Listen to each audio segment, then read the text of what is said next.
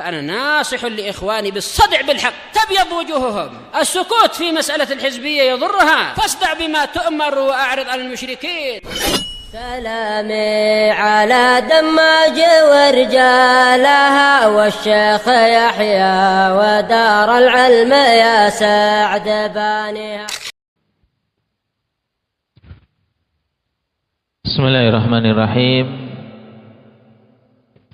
Alhamdulillahirabbil alamin.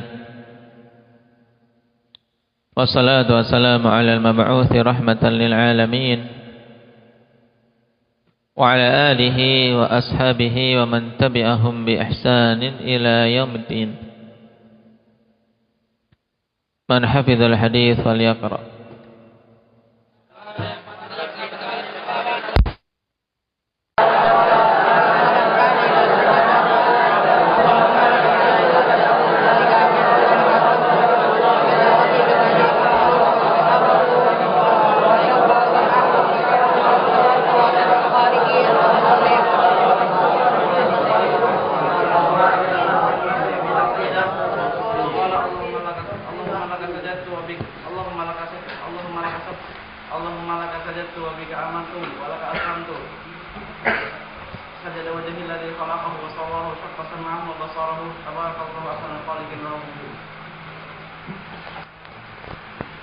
Nah, barakallahu fikum. Pembahasan terakhir yang kita ambil terkait apa? Indak ya Adam. Sujud apa?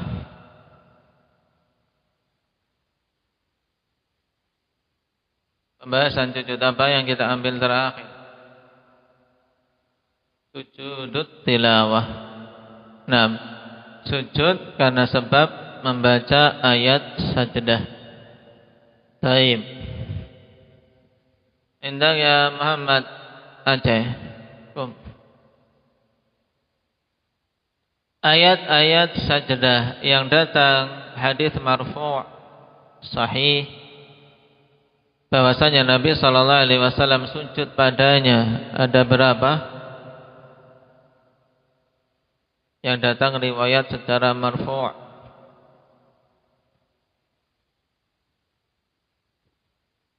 Empat.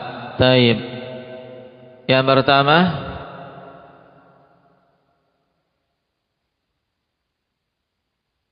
surat apa? Al-Insyiqaq. Kemudian yang kedua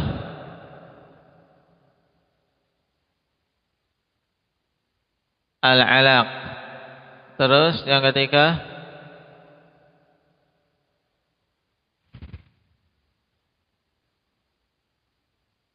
An-Najm. Dan yang keempat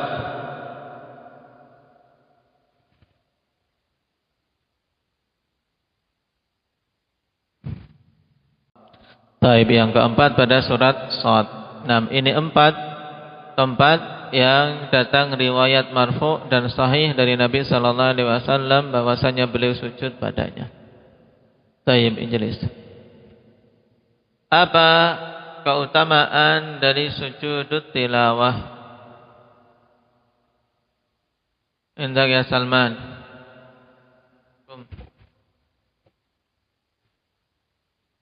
Taib. Saya sujud tilawah termasuk sebab untuk melemahkan musuh kita, yaitu syaitan.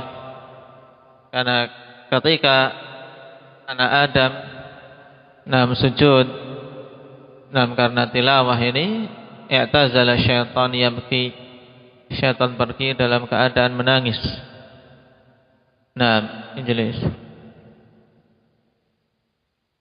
Dan keutamaan lain jelas padanya ittiba'us sunnah, mengikuti sunnah Nabi sallallahu alaihi wasallam.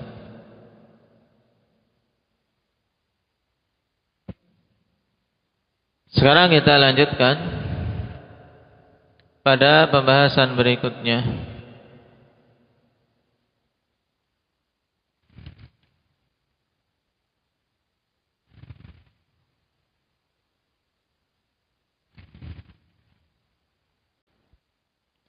Kita masuk pada hadis yang ke-63.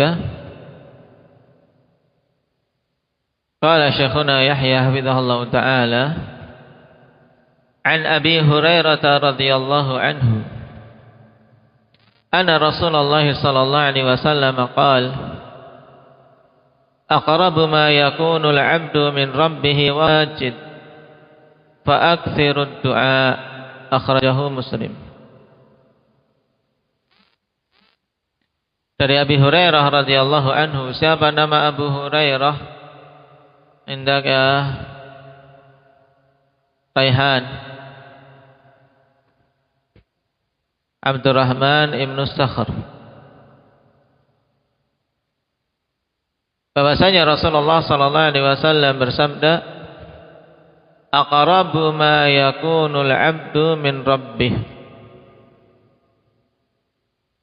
Kondisi paling dekat seorang hamba dari Rabbnya dalam keadaan dia itu bersujud, wa huwa sajid. Fa aktsirud du'a, maka perbanyaklah doa.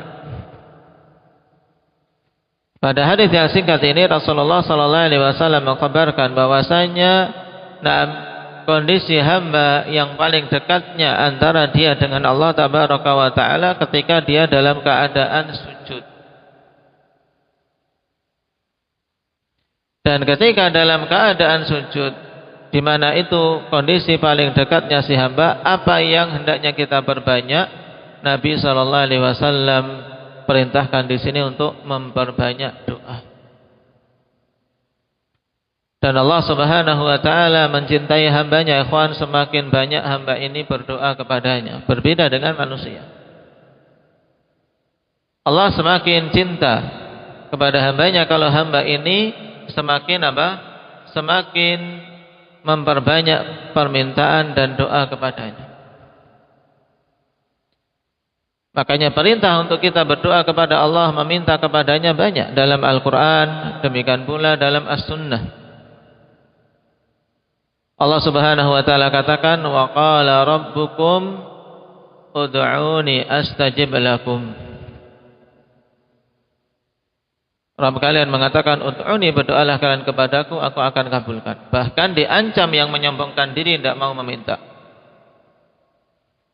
Nah, innal ladzina yastakbiruna an ibadati sayadkhuluna jahannama dakhirin.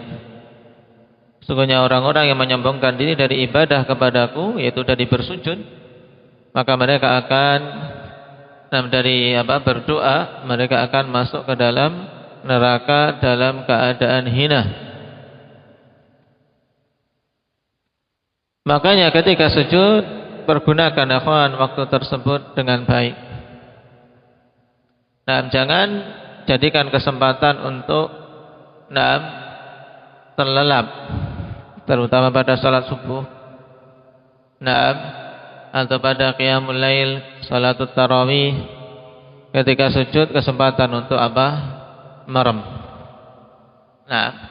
Tapi di situ ijtihad. Makanya dalam hadis Ibnu Abbas, dalam catatan kaki perhatikan, wa taqaddama hadis Ibnu Abbas radhiyallahu anhuma fi adhkari ruku' wa fihi wa amma sujudu fajtahidu fid du'a faqaminun an yustajaba lakum. Adapun sujud, maka bersungguh-sungguhlah di dalam berdoa. Jadi bukan hanya sekadar doa biasa, tapi sungguh-sungguhlah dalam berdoa. Faqaminun an yustajaba lakum, maka sangat pantas untuk dikabulkan permintaan kalian pada saat itu. Hadis ini menunjukkan bahwasanya di antara tempat yang mustajabah untuk seorang berdoa pada Allah yaitu di saat dia sujud.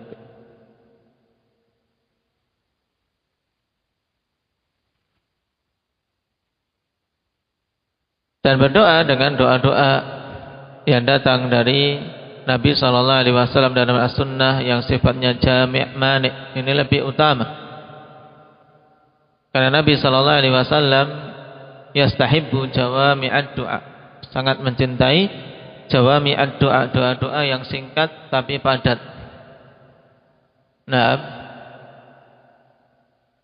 yang berkaitan dengan kemaslahatan dunia maupun akhirat. Terjadi khilaf apakah boleh berdoa pada saat sujud dengan doa-doa yang ada dalam Al-Quran. Nah, para khilaf kembali karena apa? Pada permasalahan terlarangnya membaca Al-Quran di saat sujud, demikian pula di saat rukuk. Nabi SAW melarang kita di saat rukuk dan sujud membaca Al-Quran. Maka ketika melihat, sebagian fuqaha melihat doa yang ada dalam Al-Quran kalau dibaca ketika sujud berarti masuk kategori qiraatul Quran, maka mereka melarangnya, mengatakan tidak boleh. Adapun yang membolehkan melihat dari sisi ketika dia niatannya berdoa, walaupun itu asal lafaz ada di dalam Al-Quran, tapi dia niatannya bukan qiraatul Quran, tapi minta kepada Allah, nah dengan lafaz doa tersebut tidak masalah, dan itulah yang rajih. Karena innamal a'malu binniyat. Seperti misalnya seorang berdoa, Rabbana la tuzigh qulubana ba'da idh hadaitana wa hab lana min ladunka rahmah innaka antal wahhab. Ini kan ada di dalam Al-Quran. Di surat apa ini? Indah ya Iqbal? Surat Ali Imran. Nah, depannya apa? Awal ayat ini bagaimana?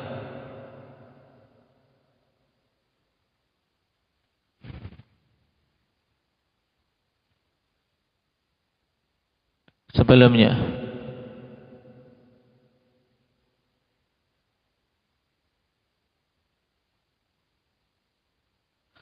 Huwallazi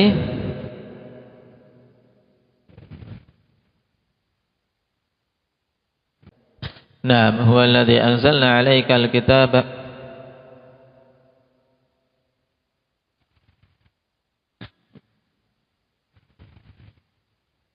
minhu ayatun muhkamatun wa minhu ayatun muhkamatun hunna ummul kitab wa ukharu mutasyabihat. Baik, dan doa ini sangat penting, akhwan. Rabbana la tuzigh qulubana. Wahai Rabb kami, jangan Engkau simpangkan hati-hati kami. Ba'da idh hadaitana, setelah Engkau memberikan hidayah kepada kami. Wa hab lana min ladunka rahmah innaka antal wahhab. Dan anugerahkanlah kepada kami rahmah darimu.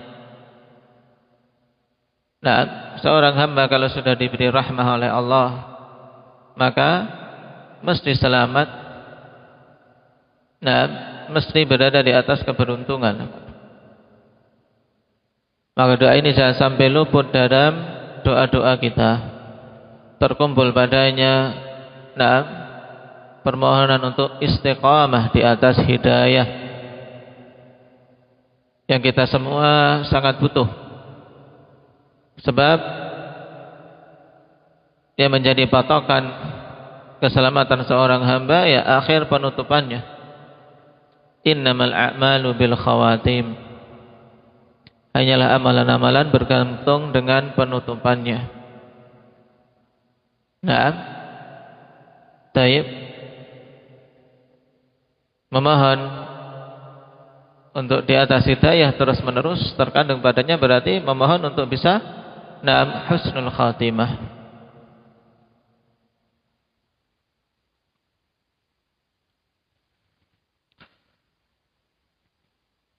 Qala hafizahullahu ta'ala wa anhu radhiyallahu anhu.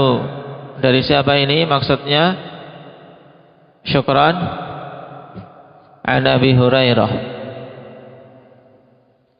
anna Rasulullah sallallahu alaihi wasallam kana yaqulu fi sujudi. Di sini titik duanya di sini sebenarnya, akhwan. Adalah Rasul sallallahu alaihi wasallam dulu mengucapkan di dalam sujudnya, Allahumma ighfir li dhanbi kullah diqqahu wa jillah wa awwalahu wa akhirah wa alaniyatahu wa sirrah. Nah, membacanya demikian untuk bisa mengambil dan menikmati syajaknya. Nah, Allahumma ighfir li dhanbi kullah diqqahu wa jillah wa awwalahu wa akhirah wa alaniyatahu wa sirrah. Ya Allah, ampunilah dosa-dosaku secara keseluruhannya. Dan ini juga menunjukkan ikhwan butuhnya terhadap pengampunan. Makanya Nabi SAW kemudian meminta dalam permintaan yang memerinci seperti ini, yang menunjukkan memelas kepada Allah Subhanahu wa taala. Ya Allah, ampunilah dosa-dosaku secara keseluruhan. Sebenarnya apa yang disebutkan setelahnya itu sudah tercakup dalam apa? Ighfir li dzambi kullah, keseluruhan. Tapi di antara bagusnya beliau dalam mencontohkan ketika minta kepada Allah Subhanahu wa taala. Kemudian dirinci diqqahu wa jillah, baik yang lembut maupun yang terang, kelihatan jelas. Wa awwalahu wa akhirah, yang awal dan yang akhirnya. Wa alaniyatahu wa sirrah, yang dilakukan secara terang-terangan maupun yang tersembunyi. Ini juga doa ikhwan yang sangat penting untuk dibaca. Dan lafaz doa yang seperti ini ikhwan,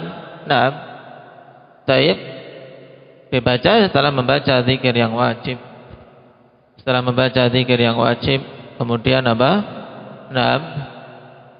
membaca doa tersebut, doa-doa yang terkandung padanya permohonan kepada Allah Subhanahu wa taala dari hajat-hajat yang dibutuhkan hamba.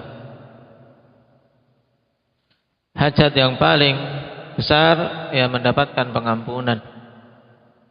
Mendapatkan rahmat dari Allah tabaraka wa taala. Baik. Makanya kalau kita perhatikan, zikir-zikir dalam salat ikhwan senantiasa terkandung padanya ini permintaan ampunan kepada Allah Subhanahu wa taala. Nanti ketika duduk di antara dua sujud juga yang diminta adalah ampunan pada Allah Subhanahu wa taala. Karena butuhnya kita kepada maghfirah. Dan yang dimaksud dengan maghfirah adalah sitrud dzambi wat tajawuz anhu. Sitrud dzam, ditutupnya dosa, wat tajawuz anhu, dan dimaafkannya dosa tersebut, tidak dituntut untuk dihukum. Ini namanya maghfirah.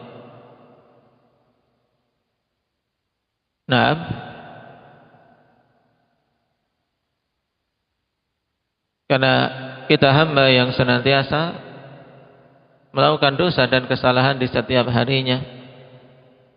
Kalau kita tidak mengupayakan untuk bisa mendapatkan pengampunan, maka akan bertumpuk-tumpuk dosa yang ada.